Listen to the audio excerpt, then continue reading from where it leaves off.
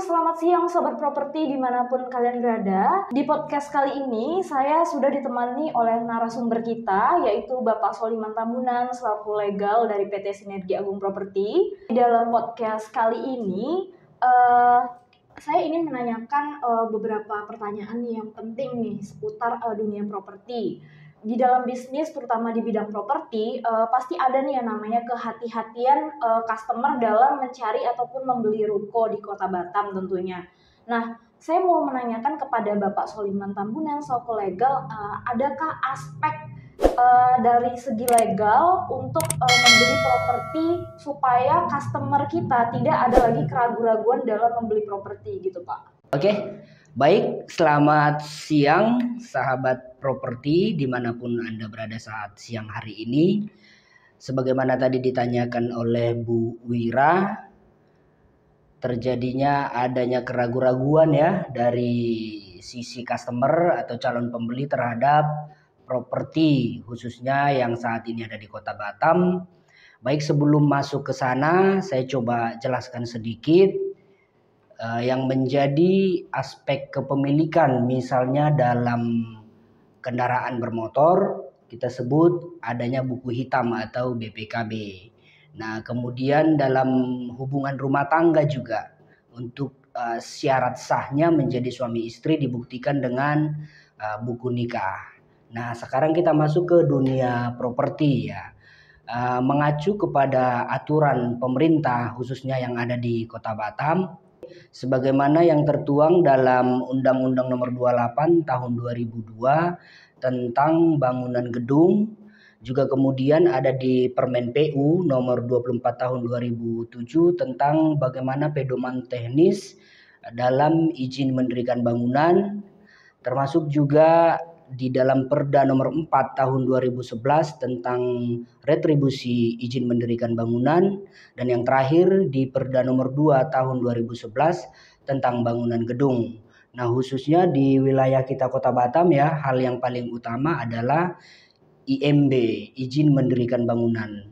Nah, ini pegangan yang sangat penting buat customer kita, calon pembeli properti kita, bahwa suatu properti itu apakah layak untuk dibeli, layak untuk dimiliki dengan berbagai legalitas tentu yang sudah lengkap. Baik, kita mengerucut kepada proyek kita ya, yang tentunya ada di Ruko ICT Tiban, yang pada saat ini perlu juga sobat properti ketahui bahwa di lokasi kita dari segi legalitas sudah cukup lengkap. Artinya kita sudah mengantongi yang namanya izin mendirikan bangunan, sebagaimana yang kami sebutkan tadi bahwa itu adalah syarat utama sebagai legalitas kepemilikan dalam sebuah lahan atau sebuah properti yang hendak kita miliki atau kita beli.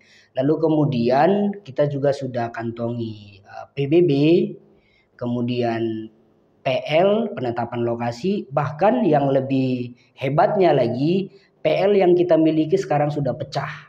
Artinya sudah per unit masing-masing PL kita sudah kita pecahkan. Lalu kemudian di tempat kita, di proyek yang kita miliki saat ini adalah IMB-nya juga sudah kita pecah per unit masing-masing.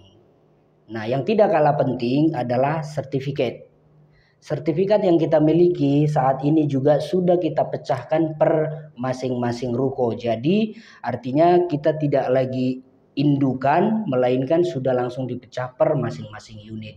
Jadi sesuai dengan yang Ibu tanyakan tadi, di atas tadi saya sudah jelaskan, inilah poin-poin penting legalitas yang harus kita miliki dalam sebelum kita membeli yang namanya unit properti.